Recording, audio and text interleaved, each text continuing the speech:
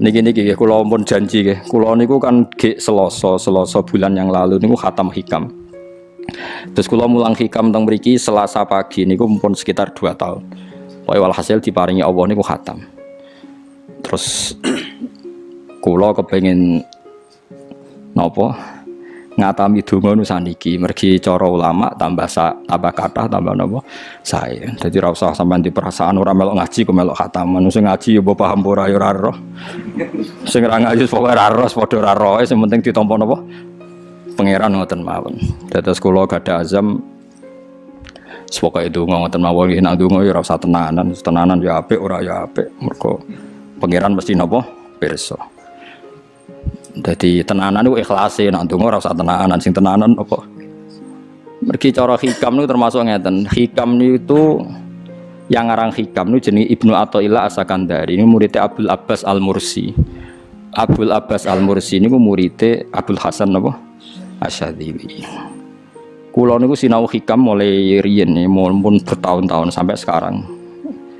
Tiap badhe tilem sering maos hikam. Jadi hikam termasuk madzhab ngeten, tapi aja nut kados tiyang sing ora tau mlebu masjid wae aja nut iku wali. Nah kowe gawe-gawe. Nah kowe nglakoni ngono ben dadi wali wae ora mutu niku mboten alami. Hikam itu kalau berdoa itu sekali. Kula nu nate umroh 2009, terus haji 2013. Terus kemarin kula umroh malih tahun kemarin, baru ruwah kemarin. Niku kadang-kadang berkali-kali kalau itikaf teng multazam, tapi ora tau sida donga sampai sakniki.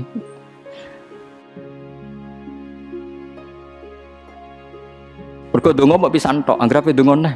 Lho pangeran ijek eling kok tak elingno. Mergo hikam termasuk mengingatkan gitu. Kamu kalau doa itu jangan ulang. Karena yunabbahu iku man yajuzu alil ikhfal, yang boleh diingatkan hanya orang yang mungkin lupa. Allah ora bakal lali kok mbok elingno. Dadi kula anggere ning ngarepe multazam pe donga. Lho donga aku wingi pangeran cek eling. Ya wis ra sida donga. Mu anggere ape dongane, tapi ndak gawe-gawe lho, saya asli, maksudnya asli. Anggere ape dongane. Kan cek eling kok. Ya wis. Sampai kula nu teng raudhah niku akhirnya mau maca selawat, maca Quran. Anggere donga seeling to Gusti wis ngono terus.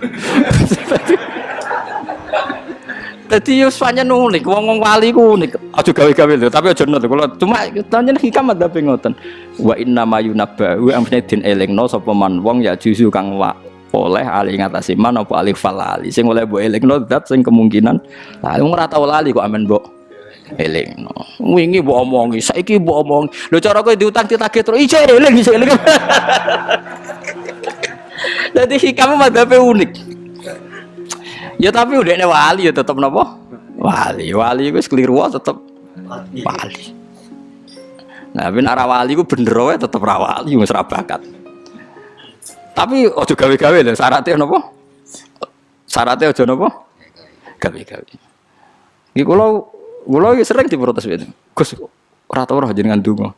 Jare sapa ora donga? Wingi sedonga. Kok ora donga nah? Jeling. Kadang kula yang ngerasa dosa tapi piye kadang teng ati ngoten ya akhire ya ora roh. Pokoke aku anggere pengen donga ya donga, ben ora ya ora. Pas donga ya anut wali, pas ora ya anut wali. Kadang bener. Dadi pas donga ya bener, pas ora ya bener. Tapi itu memang sebagian madzhab beliau. Jadi ini nanti saya bacakan hikam dua kata mutiara terus donga, semuanya donga sampean donga, semuanya donga. Piye-piye kita gadah sanad madhab yang diakui termasuk Thariqah Mu'tabarah selain Naqsyabandiyah, Qadiriyah, apa Sadiliyah. Lah Sadiliyah itu nggih hikam niku mergo hikam sing aran Abdul Abbas Al-Mursi murid Abil Hasan apa Asyadzili. Sehingga orang tahu madhab Sadiliyah ya lewat kitab napa hikam. Makanya kitab-kitab apa saja generasi setelah beliau itu enggak bisa lepas dari kitab napa hikam. Sampai darani hikam atau iya. Madhabe napa atau iya. Mergo atau iya iku maknane sing arangu napa Ibnu Athaillah disebut hikam atau iya.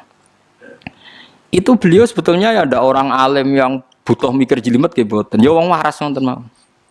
Misalnya orang waras begini, pancen wong waras itu beda mek waras pancen. Misalnya gini. Saya ngambil uangnya Mustafa tanpa pamit boleh ndak? Ndak boleh kan. Terus beliau membuat makalah gini, kalau aja hafal. Mana aka antat da'iya mimma lil makhlukin. Allah itu mencegah kamu, melarang kamu mengklaim barang yang tidak milik kamu. Padahal sama-sama miliknya makhluk. Misalnya Mustafa punya mobil, aku milik saya boleh enggak? Boleh enggak sama siapa saya? Enggak boleh kan? Mustafa punya rumah, aku milik saya boleh enggak? Enggak boleh. Kalau mengaku miliknya orang sama-sama makhluk saja enggak boleh, apalagi kamu ngaku-ngaku hal yang milik Allah. Misalnya sifat menentukan nasib itu milik siapa? Allah. Menentukan su'ul khotimah atau husnul khotimah itu milik siapa? Kamu tidak boleh. Misalnya gedeng orang, oh wong ngono iku mesti su'ul khotimah. Lho sing nentukan itu milik Allah.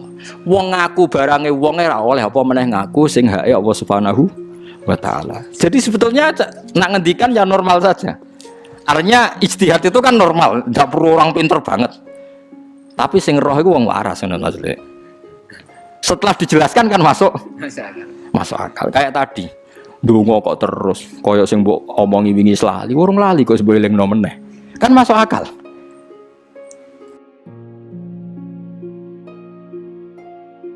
Tapi kok jangan anut aku, mergo ora asli, ora asli. Wong anut-anut kan mboten apa. Dadi ini kula waca kalih mawon nggih, kenangan kula ben dadi nggih kenangan kula napa makalah sanggeng napa hikam ya. Iki kula waca Arab ya mawon engko napa. Nggih, bismillahirrahmanirrahim. Kula nak maca malah bingung, biasa hafalan malah maca. Jadi piyambake ngendikan mana aka antatta ya male salaka mimalil makhlukin afayubihu laka antatta ya wasfahu wa rabbul alamin. Di Allah ngelarang jenengan mengaku barang yang miliknya orang lain, apalagi ngaku-ngaku hak sing miliknya Allah Subhanahu wa taala. Sehingga kita ndak boleh misalnya maksud noti yang wong iku mesti celaka, nyelakano orang itu hak sinten? Hak ya Allah. Kowe ora usah GR sok ben mesti bener, iso wae saiki bener sok ben salah. Kamu juga enggak usah merasa salah, iso wae saiki kira saleh sok ben saleh. Ya sudah itu hak ya Allah, sudah ndak itu. Terus ngendikane beliau ini Ilahi kullama akhrosoni lu'mi antokoni karomuka. Gusti ketika saya didiamkan oleh kesalahan-kesalahan saya, antokoni karomuka, maka saya digerakkan oleh sifat lomane jenengan. Itu perasaannya hikam. Misalnya sampean ngerasa dosamu akeh terus rawani donga, ngerasa salahmu akeh terus ngerasa ora ahli swarga. Niku jare hikam. Gusti kula nak eling salah kula kok ora pantes mlebu swarga. Tapi nak eling lomane jenengan nggih pantes mawon. Lha iku dindot wong ngono niku wis dindot. Dina eling dosamu sampean akeh kan gak pantes mlebu swarga. Tapi nak eling jembare rahmate Allah nggih pantes mawon. Ilahi kullama akhrosoni lu'mi antokoni karomuka. Wa kullama ayasatni ausofi atma'atni minnatuka. Ketika saya putus asa karena sifat-sifat saya yang buruk, maka saya akan digerakkan lagi punya harapan karena saking melimpahnya nikmate jenengan to peparinge jenengan. Terus beliau disarah-sarah dicontohkan. Saat Umar masih kafir itu pernah gak minta jadi muslim kan enggak, tapi ketika Allah menghendaki dia jadi muslim maka jadilah Umar seorang yang muslim. Jadi orang tanpa keinginan pun kalau Allah menghendaki baik ditarik yang menjadi baik. Artinya kamu jangan percaya aku apa ya dadi wong apik piye, wong aku ngene. Wong sing ora tau niat apik wae iso diapikno pangeran kados sinten Sayyidina Umar. Sunan Kalijaga ketika nggarong ning gone Sunan Bonang niate ya untuk emas. Niate wae elek, tapi ketika Allah ngersakno dadi apik ada takdir yang memandu dia jadi apik, bahkan dadi wali. Itu fakul lama ayasatni ausofi, ketika saya diputus asakan oleh sifat-sifat saya yang buruk, maka saya akan diharapkan lagi, diberi tomak, diberi harapan oleh banyak peparingin apa jenengan. Jadi intinya kalau suwun khasnya madhab Sadili itu melihat sisi positif. Jadi misalnya jenengan sholat misalnya, ini rumah tenan, misalnya jenengan sholat, potensi gak diterima itu tinggi. Mungkin kita ada ikhlas, mungkin kita tidak tumak ninah, mungkin kita banyak melakukan kesalahan, mungkin eling macam-macam. Itu potensi yang menjadikan kita sholatnya tidak diterima Allah. Tapi cara madhab Sadilah berpikir gitu itu tidak boleh. Kamu harus ingat bahwa sujud ini luar biasa. Banyak orang yang nggak diberi anugerah sujud. Orang bertahun-tahun, berpuluh-puluh tahun hidup kafir tidak pernah sujud. Kamu sekarang ditakdir mau sujud. Jadi mestinya kena sholat bersolat subuh, matur nuwun Gusti tadi saya sujud sama jenengan, matur nuwun Gusti tadi saya rukuk sama jenengan. Gak usah mikir buat ditampa apa ora, eling terus. Nanti setelah zuhur ya begitu, eling terus. Tadi ditakdir sujud, ditakdir rukuk, ditakdir sholat.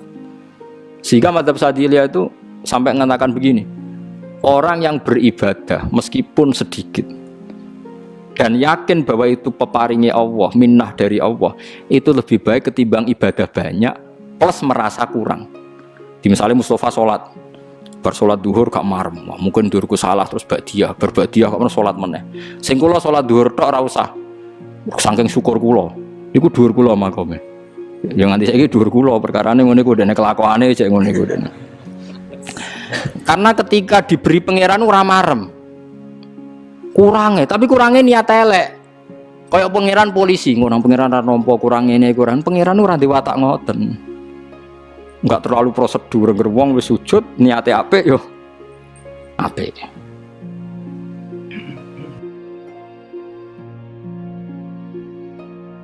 Ya mulane kula nate debat mbek jenengan kula kan bolak-balik cerita.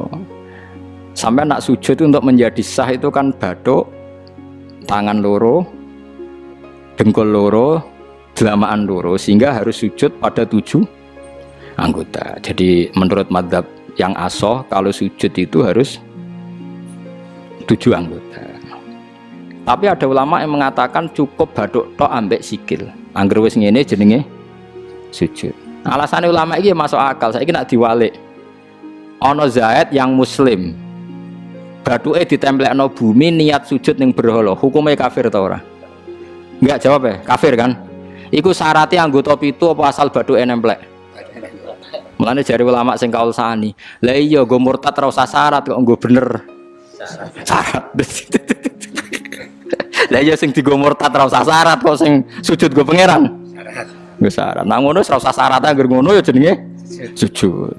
Buktine wis sah nggo dadekno murtad. Yo. Dadi ulama yo macam-macam. Mene kok jane aku ilmune sakeh.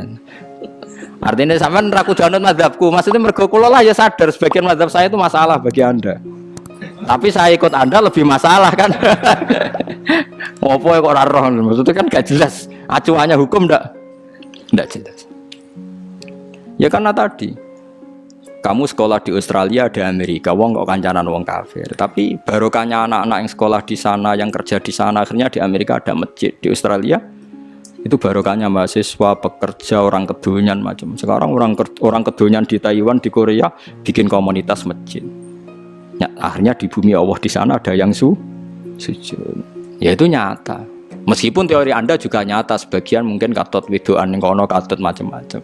Sama-samanya ya sudah kita berpendapat ya seperti itu. Wallahu a'lam yes, ya mungkin naik HP, mungkin naik ora. Wallahu a'lam supaya donga supaya HP.